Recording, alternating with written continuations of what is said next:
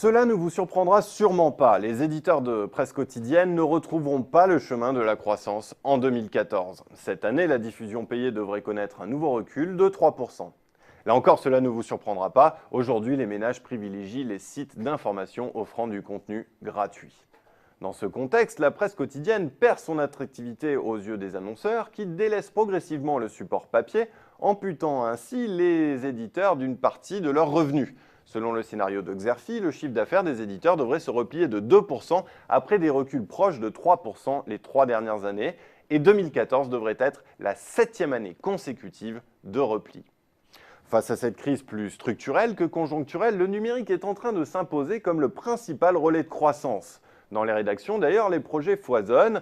Le Figaro va enrichir son offre numérique de 2 nouveaux sites, l'un politique et l'autre de débat entre les lecteurs.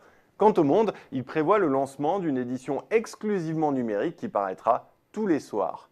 L'objectif est notamment d'élargir la clientèle payante qui occupe aujourd'hui une part substantielle des revenus. Mi-2013, cette part s'élevait à un peu plus de 12% au Monde, un peu plus que les Échos, 11,5%. Les Échos, un autre titre parmi les plus avancés dans le basculement des contenus sur les supports digitaux.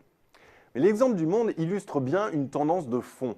Bien plus que les diversifications de revenus dans l'e-commerce, les produits dérivés ou encore l'événementiel, les éditeurs semblent aujourd'hui miser sur le contenu payant. C'est le fameux paywall des Échos, seuls les 15 premiers articles consultés chaque mois sont gratuits, ou encore l'équipe qui propose depuis peu l'achat d'articles à l'unité.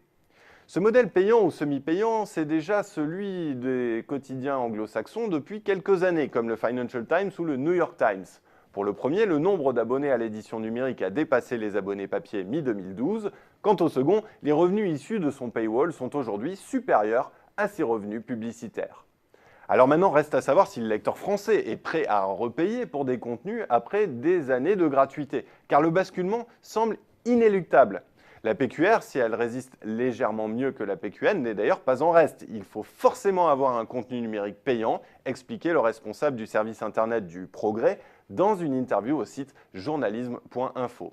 Une déclaration qui ressemble à un nouveau signe avant-coureur d'un retour à l'information payante.